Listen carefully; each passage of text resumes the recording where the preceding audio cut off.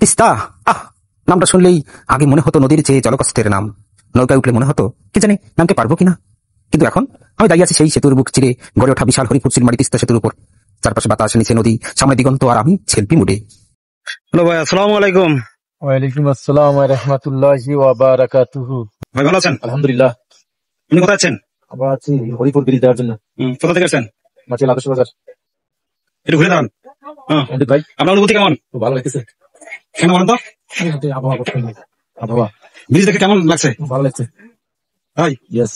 এটা কিন্তু বলেন। কি বলবো আর ভাই, অনেক আগ্রহ হারাচ্ছি।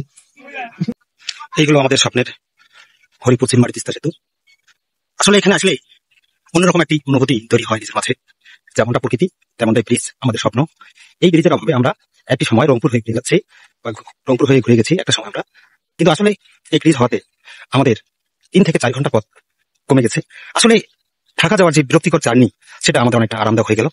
আর এই ব্রিজে মোট 30টি পিলার আছে, আর নদীর মধ্যে আছে 28টি পিলার।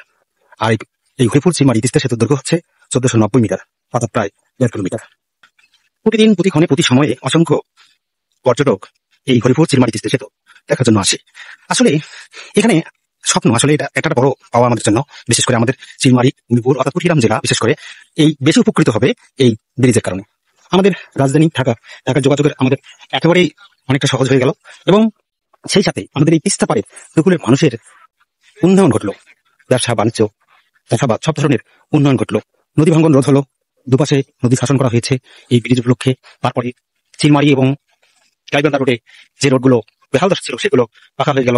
অর্থাৎ সব মিলে এই তিস্তা পাড়ের মানুষের ভাগ্যের উন্নয়ন ঘটলো, কুড়িগ্রামবাসীর ভাগ্যের উন্নয়ন ঘটলো, এবং এটি এখন উদ্বোধনের অপেক্ষায় আছে। হয়তো ধারণা করা হচ্ছে যে 25 সালের শেষের দিক উদ্বোধন হবে। শুধুমাত্র সামান্য পরিমাণ রাস্তা কাঁচা আছে, আর কাঁচা বলতে পিচ করা বাকি আছে, আর একটা ব্রিজ যেটাকে হাতিঝিল ব্রিজ বলে, সেটা সেই ব্রিজটা একটু কাজ বাকি আছে। আশা করি যে ব্রিজটার কাজ শেষ হলে খুব দ্রুত যোগাযোগের জন্য প্রস্তুত হয়ে যাবে এই ব্রিজের কাজ। তবে ব্রিজের সম্পূর্ণ কাজ সমাপ্ত, লাইটিং পর্যন্ত হয়ে গেছে, সবকিছু ঠিক আছে। তিস্তা। আহ, নামটা শুনলেই আগে মনে হতো নদীর চেয়ে জলকষ্টের নাম।